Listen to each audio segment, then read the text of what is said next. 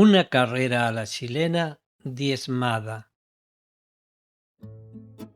Muchos de nuestros coterráneos mayores recordarán, y es bueno que las nuevas generaciones conozcan que allá a fines de los años 60, el recinto estadio, por su amplio escampado, servía también para otros eventos como carrera a la chilena y la celebración del aniversario patrio el 18 de septiembre, entre otras actividades recreativas.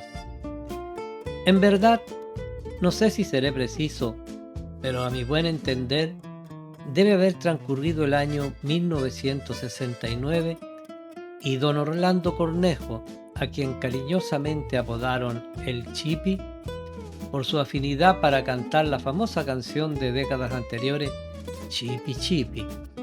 Integraba un conjunto musical muy popular por aquel entonces en la zona. Le acompañaba Francisco Garrido, de seudónimo El Chote, con su acordeón a botones, y don René Carvajal, el Rucio Carvajal en la batería, por supuesto. Por ese entonces, el Chipi remató la fonda del 18 de septiembre de aquel año y dentro de las actividades recreativas había incluido una carrera a la chilena. La corrida se realizaría desde la casa de don Isaías Rubio hasta el arco que marcaba la entrada al recinto estadio. Era la media tarde y tanto el sol como el aire primaveral daban de frente en mi cara de niño de 11 años. La gente, reunida a ambos costados de la calle, esperaba ansiosa, con algarabía y apuro, la largada de los caballos desde el punto de partida. Mientras, una tonada campestre brotaba al espacio desde una bocina con agudo sonido y dejaba oír al fondo de la canción algo como que raspaba, lo cual no era otra cosa que el desgaste del vinilo en la aguja del tocadisco. Pero hasta ahí había surgido un inconveniente, toda vez que faltaba un jinete, uno que reuniera las condiciones, liviano y valiente. ¿Quién podría ser? Choromito, alguien propuso por ahí. La estatura baja de este versátil parroquiano se acomodaba perfectamente a la condición de jinete que se requería. Recuerdo muy claramente como a mi espalda, en el costado norte, en donde hoy se emplazan las instalaciones del Club Juvenil Marchihue, habían construido las caballerizas, las pesebreras precisamente para los caballos del rodeo, luego que la media luna se ubicaba en lo que hoy es la población El Molino. Pues bien, tras una breve conversación que no tuvo otro tema más que hablarle de la gloria y del triunfo, Choromito fue convencido de asumir la tarea que le proponían los organizadores. Pero esperemos un momento, pues no podemos ser injustos, ya que Choromito no formará parte de estas historias solo por la carrera esta de equino. Esa anécdota es ínfima comparada con sus otras cualidades. En verdad que sus versatilidades alcanzaban para mucho. Bajo de estatura, amplia frente y piel morena, lustrosa. Albañil de oficio. Muchas de las casas construidas en Marchihue en la década del 60 y 70 llevan su insigne marca. Así pueden dar fe muchos coetáneos. Podrán también contar más que una peripecia acontecida por Choromito en sus tareas de alarife. Su personalidad desenvuelta le daba una cualidad especial para la oratoria.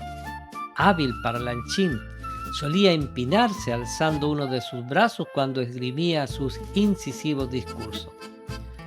Largos monólogos emergían de su gorja con elegantes y rebuscados vocablos, sin que una palabra llegara a repetirse. Y fue en los malones políticos en donde Choromito vació con todo fervor sus efusivos discursos. Dios mediante, y también Baco, de quien era asiduo seguidor, sus mejillas morenas sonrojadas por el vino ponían en sus palabras las chispas precisas. Por tanto, Xoromito, en pleno apogeo de las campañas derechistas y en defensa de la intención del gobierno de entonces de expropiar la empresa papelera, era que él hacía uso de sus habilidades lingüísticas y con toda su facundia expresaba al final de su discurso: la papelera nica, y dejaba la frase colgando en el aire. Otro de sus remates clásicos era: comuníquese, archívese y publíquese. Y también, por supuesto, el dicho que en derecho correspondía a su jerarquía dentro de los comensales: antigüedad constituye grado, decía. Tal como suena, era el broche de oro de una prolongada tonada de argumentos y efusivos convencimientos. Del mismo modo, como ya lo mencionamos, cada vez que emitía este eslogan, empinaba sus pequeños pies que le permitían alcanzar unos centímetros más a su menuda contextura, y al tiempo, con energía, alzaba ambos brazos para esperar el aplauso que resultaba espontáneo de entre el público concurrente al mitin. Y así, posteriormente, en medio de la algarabía, descendía del estrado siendo vitoreado unánimemente. En el arte culinario también hizo de las suyas, y como buen cocinero que era, asimismo rendía culto a Baco, razón por la cual esos vaporinos que preparaba siempre quedaron un poco recargados al vino blanco, ideales para comensales con migraña después del trasnoche y de las arduas pichangas. Bien, pues, pero en ese ahora no lo requerían para nada de eso, sino como jinete, no obstante que su agenda negaba toda experiencia montaraz. ¿Qué lo llevaría a aceptar? Solo su valentía y el convencimiento que le inculcaron los pseudos preparadores físicos, cuya finalidad no era otra que la de realizar la carrera a cualquier costa, incluso la de montar a un incipiente jinete. Sin embargo, se aparejaron los caballos y dispusieron los jockeys. Allá en el partidor improvisado, las mancornas se mimetizaban en el aire diciociero, toda vez que guirnaldas y banderas flameaban con el viento a la hora de la siesta. La multitud congregada no daba tregua a las apuestas y avivaba la largada. ¡Se vinieron!, alguien gritó por ahí. De un salto, las bestias, así denominadas, arrancaron abriendo sus patas y los cuartos traseros, hinchando las ancas, sueltas las riendas y la cabeza del jinete pegada a la del manco como si éstas fueran una sola.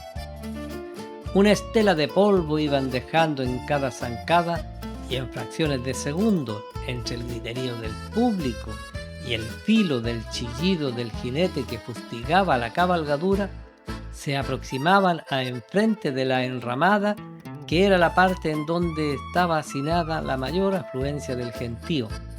La chiquillería asomaba sus cabezas por entre los adultos que componían la doble fila a ambos lados de la calle, esta vez convertida en cancha de carrera. Pero, un momento, miren que un desatino vendría a cambiar la gloria de esa tarde histórica. ¿Cómo no preocuparse?, dijo alguien por ahí. Efectivamente, un descuido o falta de prevención. En la efusión, nadie atinó a cerrar el acceso de la calle Carrera, en la intersección con la calle 5 de Abril, entre las propiedades de don Gudelio Díaz, actual Guillermina Díaz, y la casa de doña Chabelita Cerón. Como era lógico, todos mirábamos hacia el poniente, mientras que, sin intuirlo siquiera, la buena moza de entonces y asidua folclorista Rebeca Anselmo Beisel, la queca, doblando desde el costado sur de la calle 5 de Abril, ingresaba por calle Carrera hacia el interior del recinto estadio en su flamante citroneta azul turquesa. ¿Y cómo iba a presentir ella que su entrada causaría tal catástrofe? Es más, con la preocupación, nadie atinó a detenerla o desviarla. Como recordarán las personas mayores, sabemos que, al llegar a la alcantarilla del Zanjón, en donde antes el arco de cemento se ubicaba como entrada, desde ambos costados la calle hacía un pronunciado declive y descendía no sin menor importancia, así que la colisión, como podemos advertir, sería inminente. Tarde fue cuando la queca en su citroneta, que daba tumbos y cabeceaba como toda Citroën a la cual se le sincroniza mal la segunda marcha, llegaba justo bajo el arco sin advertir el peligro y desentendiendo los gritos del público, que al unísono alzaba las manos en señal de alto. Cuanto más gritaban, más la confundían. Encandilada por el sol en el parabrisas, no supo desviar el vehículo toda vez que las bestias avanzaban en desbocada carrera desde el contrario al término ya de la cancha. Choromito, por su parte, fustigaba a su yegua que llevaba la delantera y el declive infundía aún más velocidad. Era obvio que la embestida sería inevitable. Choromito corría con su yegua por la izquierda y, como es de adivinarse, la queca, respetuosa de las normas del tránsito, conducía por supuesto por la derecha como un solo objetivo del destino. Un momento. ¿Suerte o providencia? El hecho es que el instinto animal, con su desarrollo más asertivo quizás que la racionalidad humana, actuó oportunamente. Así fue que, afortunadamente, la cabalgadura de Choromito apenas vislumbró el obstáculo azul, sin noción siquiera de lo que era una citroneta, solo por una reacción de sobrevivencia innata, sentó sus patas traseras en la dura tosca de la calle, deteniendo en brusco su frenética carrera apenas en un par de metros. Y su jinete, nuestro correligionario Choromito, salió eyectado desde los pellones y fue a dar de rebote sobre el vehículo unos cuantos trancos más adelante, mientras su contrincante que le seguía pasaba de largo a su derecha. Cayó de bruces sobre el capó y el parabrisas. Afortunadamente, su vuelo infernal y vertiginoso solo le produjo contusiones múltiples y unos cuantos huesos del hombro dislocados. En todo caso, a petición del público enardecido por el entusiasmo y la fatalidad de la intromisión fortuita que tuvo la queca con su citroneta, la carrera fue declarada nula por los organizadores del evento para compensar a aquellos apostadores partidarios de la yegua de Choromito. Ahora, si de periodistas hablamos, ¿quién quisiera preguntarle a mi amiga Rebeca sobre su percepción de lo ocurrido? Yo solo atino a imaginármelo. No me habría gustado ver de improviso cómo dos bestias desbocadas arremetían en contra de mi vehículo sin poder esquivarla, y después que el cielo me regalara un vendaval de jinetes sobre la estructura del móvil, coqueto juguete de la época. Bueno, gracias a que este incidente no fue mayor y ambos salvaron de una desgracia. Y así, como dijo Choromito, la papelera nica, y en otro de sus silogismos, comuníquese, archívese y publíquese esta historia para el conocimiento de las nuevas generaciones de mi pueblo de Marchihue, quizás para mis nietos y la propagación de la leyenda que otra hora constituirán estos personajes.